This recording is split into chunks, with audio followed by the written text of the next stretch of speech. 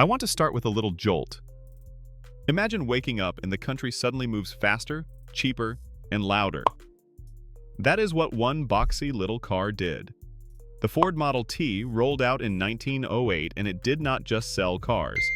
It rewired how we buy, drive, and even fix our rides. Back then, a car could cost as much as a small house. Then this thing shows up at between $850 and $950 and keeps dropping. People who never dreamed of owning a car started saving coffee cans of coins and driving on Sundays. Roads spread like roots after rain. Repair shops learned new tricks. Families chased jobs farther from home. I always tell you, I am a safety guy first. But I also love when a machine changes a whole map, and the Model T did that. If this sounds like the kind of messy but real talk you want more of, that is what we do here at Recall Roadmap with Morgan, so yeah, subscribe if you want in. Here is the twist that bugs me though. This miracle came with trade-offs, and some of them were not pretty. Workers paid a price. Streets got crowded. Rules had to catch up. I will show you the guts of the change, and then we will pull lessons you can use today. Ready to pop the hood on the moment America shifted? Stick with me because the next part gets inside the machine that made the price crash and the lines move. So, here is where the magic meets the math. Ford did not just build a car, they built a way to build cars.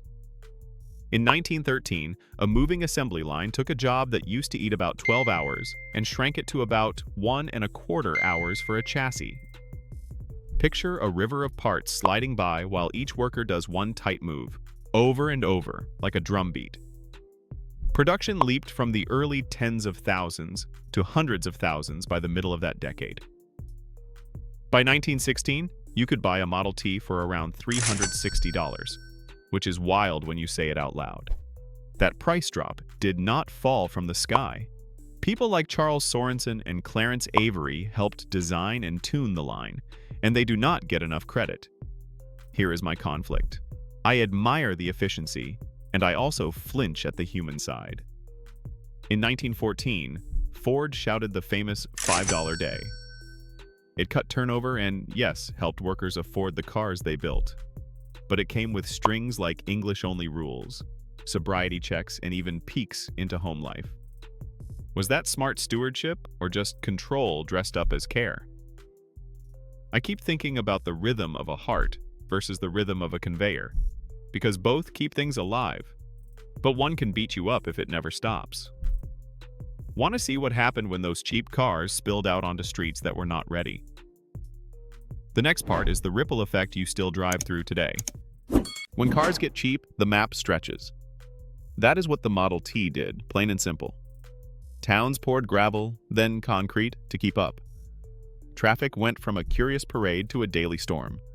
With that storm came the first speed limits, licenses, and inspection ideas, piece by piece, state by state, long before a federal safety agency formed later in the century. Drivers learned the hard way because early cars did not have the safety nets we expect now. No airbags, no stability controls, just steel, wood, and hope. Culture changed too. People named their cars. Clubs formed. Weekend tinkering became a thing.